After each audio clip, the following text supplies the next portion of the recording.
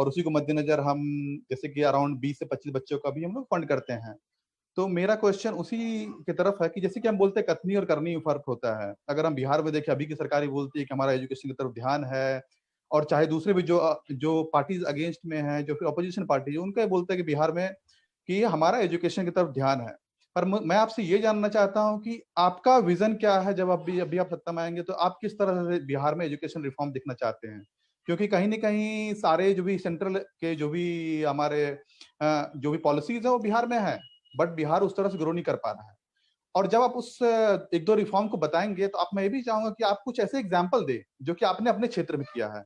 आप जहाँ कहते हैं कि आप राघोपुर क्षेत्र से आते हैं, तो क्या आपने कुछ ऐसे एग्जाम्पल सेट किए हैं ऑन ग्राउंड कि हम एक कि जनता ट्रस्ट कर सके उस तरह से? जैसे कि आप काफी इंथुजियास्टिक हैं इसको बताने में कि आपके रिफॉर्म्स आप उस पर काम कर रहे हैं, तो हम ये जानना चाहते हैं कि आपने अपने क्षेत्र में क्या उस तरह के कुछ एग्जाम्पल सेट किए हैं जिसको देखकर हम जनता ये सोचे कि हाँ, जो अगली सरकार आएगी वो हमारे लिए ये रिफॉर्म्स करेगी तो ये हमारे लिए लाभदायक होगा।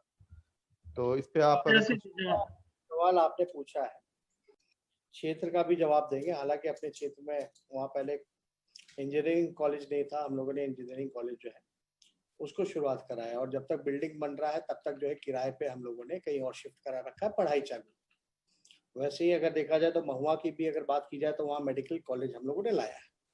विधायक को इतना पावर नहीं है, कैपेसिटी जो है, जो फंड मिलता है मोटा मोटी गवर्नमेंट को है कि भाई वो विधायक को बहुत लिमिटेशंस है, गली पक्का नालीकरण का, इसका उसका, चापाकल का, इस सब चीज का फंड जो है आप वहीं इस्तेमाल कर सकते हैं, लिमिटेशंस।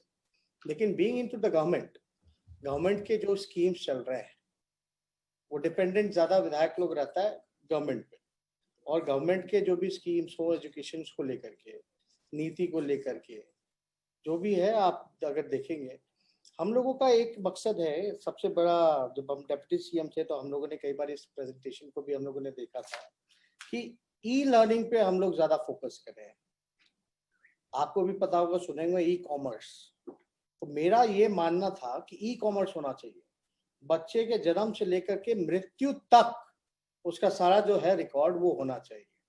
मतलब आप ऑनलाइन भी अस्पताल का जो है बुक कर सकते हैं, मतलब ई लर्निंग की व्यवस्था हो। और खास तौर पे अभी देखिएगा तो कई कोरोना में जितने लोग हैं वो पढ़ाई के लिए स्कूल नहीं जा पा रहे हैं, विच इज अफेक्टिंग दैट।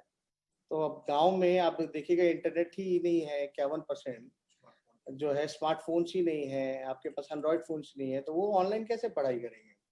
तो हमारा पूरी तरीके से फोकस था कि ई लर्निंग जो है वो उसकी व्यवस्था हम लोग कराएं। ई लर्निंग की व्यवस्था हम लोगों ने कराया। स्किल्ड बेस्ड जो है वो एजुकेशन होना चाहिए। खास तौर पे अगर आप देखेंगे कि क्वालिटी एजुकेशन बिहार में है ही नहीं। आपको टीचर्स तो चाहिए ना पढ़ाने के लिए बढ़िया, जो जानकार हो, जो पढ़ा सके, या आप ऐसा टीचर रखिएगा जो खुद उसको पढ़ने की आवश्यकता हो।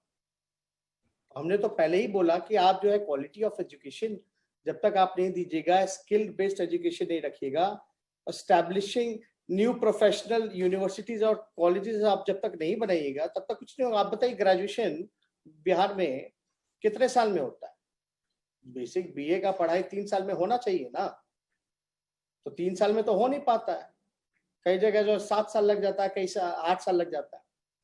कई जगह जो प्रोफेसर्स की नियुक्ति नहीं है, सीट्स खाली है।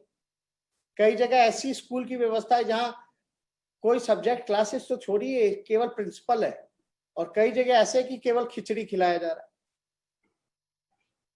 उनको क्या सुविधाएं मिल रही है?